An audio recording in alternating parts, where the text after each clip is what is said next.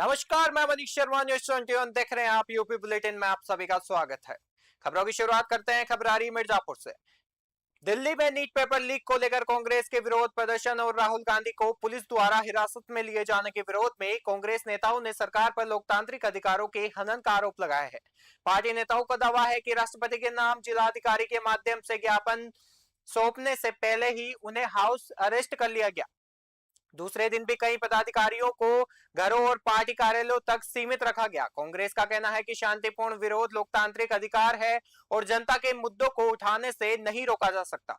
वहीं प्रशासन का कहना है कि कानून व्यवस्था बनाए रखने के मद्देनजर आवश्यक कदम उठाए गए हैं। मिर्जापुर से एसएन यादव की रिपोर्ट देख रहे हैं।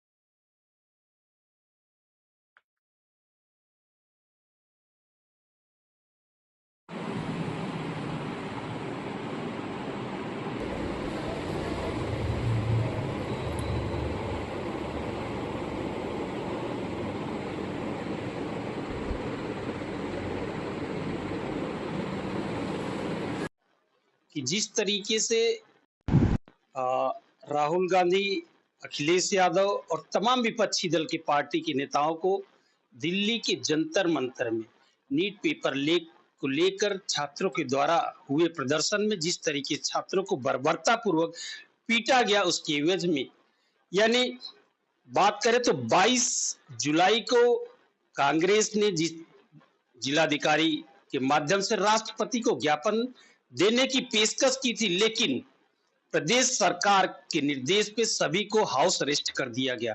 आज दूसरा दिन है, यानी 23 जुलाई है। आज भी हम आपको दिखा रहे हैं, आप कैमरे में देख सकते हैं कि आज भी दूसरे दिन भी कांग्रेस के पदाधिकारियों को हाउस अरेस्ट की कंडीशन में ही रखा गया। हमारे साथ मौजूद है जनपद मिर्जापुर में कांग्रेस के पूर्व विधायक भगवती चौधरी जी। बात करते हैं, क्या दूसरे दिन किस लिए उनको घर में रखा गया है, क्या है कंडीशन और किस तरीके से राहुल गांधी के द्वारा जंतर मंतर में शिक्षा मंत्री धर्मेंद्र प्रधान का जो इस्तीफा मांगा गया। बताते चले कि मानसून सत्र शुरू हुआ और पिछले 4 दिनों से लगातार मानसून सत्र जो स्थगित होता जा रहा है। आज की वर्तमान की बताए कि लोकसभा स्थगित हो गया और वहीं राज्यसभा की कार्यवाही 2 बजे तक के लिए स्थगित कर दी गई।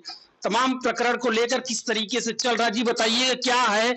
आज भी दूसरे दिन आप लोगों को घर में प्रशासन के द्वारा किस तरीके से रखा गया है, क्या है? ये उत्तर प्रदेश सरकार की निकम्मी मुखिया की देन है कि जो हम लोगों को ये रोका जा रहा है कि हम नौजवान जो है जिनका भविष्य चौपट हो रहा है उनके बारे में हम सड़क पर उतर करके जनता के सामने बात न रख सके। ये गलत परंपरा है। आपको अगर अरेस्ट करना है तो हमें अरेस्ट करिए, लेकिन ये जेल में आप हमें सड़क पे क्यों नहीं उतरने देते? आप हाउस अरेस्ट से क्या आपको मिलेगा? इसका मतलब कि आप डर गए हो और आप ये ट्रिपल इंजन की बात करते हो। इसका मतलब कि देश के नौजवानों को आप टेंशन दे रहे हो, देश के नौजवानों के माता पिता को टेंशन दे रहे हो। जिन लोगों ने किस तरीके से कमाई का पैसा लगा करके नीट की तैयारी कराते हैं बच्चे को, अब उनके ऊपर क्या बीता होगा कि जो लड़के आत्महत्या कर लिए, आज तक उनके परिवार को मुआवजा नहीं मिला, आज तक शिक्षा मंत्री का इस्तीफा नहीं हुआ। सरकार क्या चाहती है, क्या लगाव है? शिक्षा मंत्री इतना लगाव है, कोई पोल खोल देंगे भारतीय जनता पार्टी का या भारतीय जनता पार्टी की सरकार के अन्य मंत्रियों का या विभागों का पोल खुल जाएगा अगर उनका प्रधान का इस्तीफा हो जाएगा तो ये गलत परंपरा हो रहा है। लोकतंत्र में आप हमारे अधिकारों का हनन नहीं कर सकते। हम सड़क में भाषण करें, हमारी बात सुनिए, हम अगर उत्पात करें, हम ईटा पत्थर चलाएं, हमारे खिलाफ कार्रवाई करिए। लेकिन अगर हम डीएम क्या जाना चाहते हैं, एसपी क्या जाना चाहते हैं, हम अपनी बात कहना चाहते हैं, ज्ञापन देना चाहते हैं, तो आप ये रोकने की परंपरा क्यों अख्तियार कर रहे हैं? आप दूसरे दिन का क्या मतलब हमें हाउस अरेस्ट करके, ये क्या दिखाना चाहते हैं आप? विधायक जी, जिस तरीके से प्रधानमंत्री और गृह मंत्री ने यह कह दिया कि बिना शर्त के सदन में वो नीट पेपर लीक मुद्दे पर चर्चा करने के लिए तैयार है, लेकिन विपक्ष मानने को तैयार है। आखिर विपक्ष की क्या चाहता है? इतने दिन से ये प्रकरण चल रहा है, 2 शब्द न प्रधानमंत्री की तरफ से न तो शिक्षा मंत्री की तरफ से आया। पार्लियामेंट में चर्चा करने नहीं दिया। देश के नेता एलओपी जब वहां गए बात करने के लिए तो उन्होंने कहा कि शर्म नहीं लगी, उन्हें संवैधानिक पद पर बैठे हुए हैं, उन्होंने कहा हम ऊपर पूछ के तब बताएंगे। तो इनकी नीयत देखिए ना, तो लोगों ने मांग किया है कि नीट की परीक्षा में जो लोग आत्महत्या किए, जिनका पेपर लीक हो गया, आखिर उनकी बात कौन करेगा? वहां कोई राजनीतिक दल के लोग आंदोलन कर रहे थे। राजनीतिक दल के लोग तो उनके आज कल से कर रहे हैं, उनकी मदद के लिए कर रहे हैं। सरकार तो चर्चा के लिए तैयार है। सरकार चर्चा करने के लिए हाउस में तैयार, तो इस्तीफा क्यों नहीं दिलवा रहे? पहले इस्तीफा दे के चर्चा करें। कौन सा डर है भाई? प्रधान के इस्तीफा हो जाएगा तो क्या पहले हम कहते लाल बहादुर शास्त्री के यहाँ जब रेल की घटना हुई, रेल मंत्री थे तो उन्हें इस्तीफा नहीं दिया था जी, तो क्या फिर उसके बाद मंत्री नहीं बने? क्या उसके बाद नेता नहीं बने, प्रधानमंत्री नहीं बने? तो ये कौन सी बात है? अगर जनता की मांग है कि उनके साथ जाती हुई है, एक बार नहीं कई बार पेपर लीक हो गया, आप कह रहे हैं हम हवाई जहाज से, मिलिट्री के जहाज से पेपर भेज रहे हैं, इन स्पाइट ऑफ उसके बावजूद भी पेपर लीक हो रहा है, कौन सी गारंटी है आपके पास? तो कहने का मतलब यह है कि क्या शिक्षा मंत्री धर्मेंद्र प्रधान का इस्तीफा ही अंतिम लक्ष्य है? क्या उसके अलावा कोई और रास्ता निकल सकता है? देखिए, रास्ता निकलता तब जब ये लोग वहां जा करके छात्रों से इनका एक प्रतिनिधिमंडल मिला होता, उनके कागज लेता, उनसे बात करता। आप भूल गए जब इंदिरा गांधी, जब वांगचुक बैठे थे, उनके पिताजी बैठे थे लद्दाख में, तो इंदिरा गांधी प्रधानमंत्री थी और वहां जा करके उनकी मांग को सुना और लागू किया, उनको जूस पिला के उनका अनशन तोड़वाया।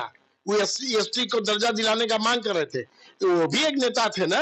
अरे एक आप नेता हो, मशीन के चोरी करके नेता बने हो, दिमाग आपका खराब है, जनता को बर्बाद कर रहे हो, भविष्य बर्बाद कर रहे हो नौजवानों का। कोई माता पिता कैसे पढ़ाता है उनको क्या पता है? जब परिवार में रहे होते तब न पता चलता, जब बच्चों को पाले पोसे हो तो तब न पता चलता, चाहे प्रधानमंत्री हो चाहे मुख्यमंत्री हो। मैं दोनों की बात कर रहा हूँ। आपके इंडिया अलायंस के सहयोगी सोमनाथ भारती ने कल कहा कि राहुल गांधी जिस तरीके से प्रधानमंत्री आवास के बाहर धरने बैठे, तो ऐसा लग रहा है कि कांग्रेस काकरोच जनता पार्टी के मूवमेंट को वो हाईजैक कर रहे हैं। आप ही के सहयोगी। वो हमारे गठबंधन में नहीं, आप पार्टी हमारे गठबंधन में नहीं। तो क्या है मतलब उनका जो कथन है, ये क्या, उस कथन पे क्या कहेंगे? ये कथन, ये उनकी उत्पत्ति कहाँ से हुई हम भूल जाएंगे? केजरीवाल की उत्पत्ति कहाँ से हुई है? किस आंदोलन से हुई है? अन्ना हजारे के आंदोलन से उनकी उत्पत्ति हुई है। वो सब आरएसएस के मतलब प्रायोजित आंदोलन था, तो हम नहीं जानते कि वो कौन है।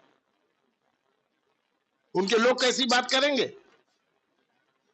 कांग्रेस के अलावा कोई नहीं है जो पूरे देश में हर समस्या को लेकर के बहादुरी के साथ सड़क पर उतर करके मोर्चा लेने का काम कर रहा है। आज देश नहीं, दुनिया के लोग मैसेज दे रहे हैं। आप देखिए, दुनिया में चल रहा है ना जी, वहां भी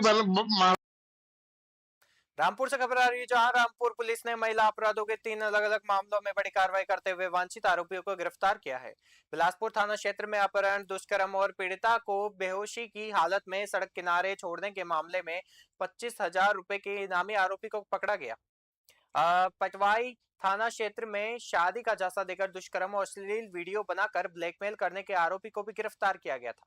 वहीं सैफनी थाना क्षेत्र में नाबालिग से दुष्कर्म के मामले में वांछित आरोपी को पुलिस ने धर दबोचा और सभी आरोपियों के खिलाफ संबंधित धाराओं में आगे की कानूनी कार्रवाई की जा रही है। रामपुर से शाहबाज खान की रिपोर्ट देख रहे हैं।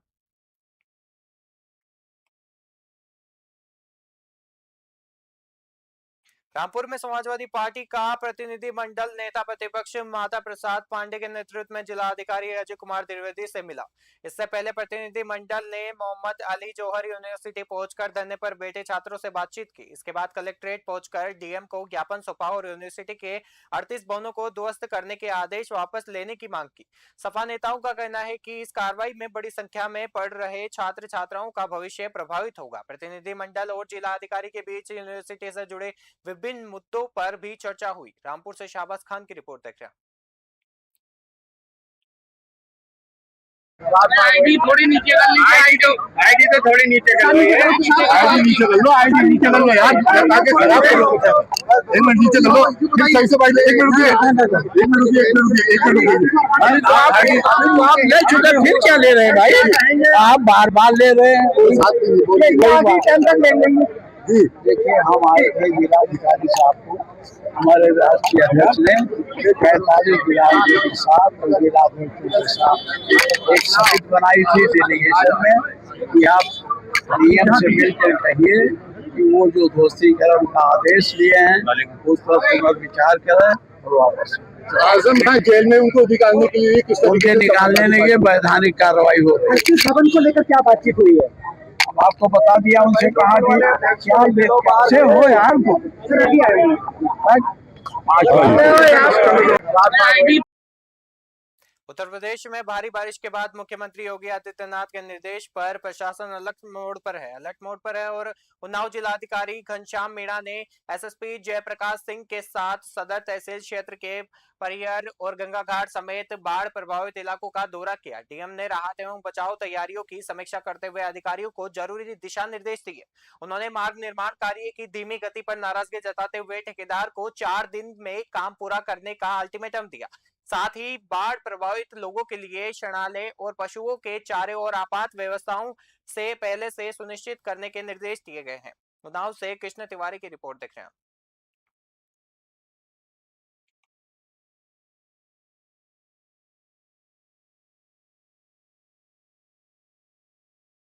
लखीमपुर खीरी कलेक्ट्रेट परिसर में गुरुवार को उस समय हड़कंप मच गया जब शिकायत देने के बाद एक फरियादी हाथ में कुल्हाड़ी लेकर डीएम कार्यालय के बाहर खड़ा हो गया। कुल्हाड़ी देखकर कर्मचारियों और फरियादियों में अफरा तफरी मच गई और सूचना पर पहुंची पुलिस ने युवक को हिरासत में लेकर पूछताछ शुरू कर दी।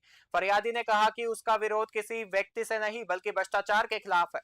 उसने खुद को मजदूर बताते हुए कहा कि यह कुल्हाड़ी भ्रष्टाचार के खिलाफ उठाई गई है और घटना का वीडियो सोशल मीडिया पर वायरल हो रहा है और पुलिस मामले की जांच कर आगे की कार्रवाई में जुटी हुई है। लखीमपुर खीरी से धीरज तिवारी की रिपोर्ट देख रहे हैं। यूपी बुलेटिन में फिलहाल के लिए इतना ही। देखते रहिए न्यूज़ 21। नमस्कार।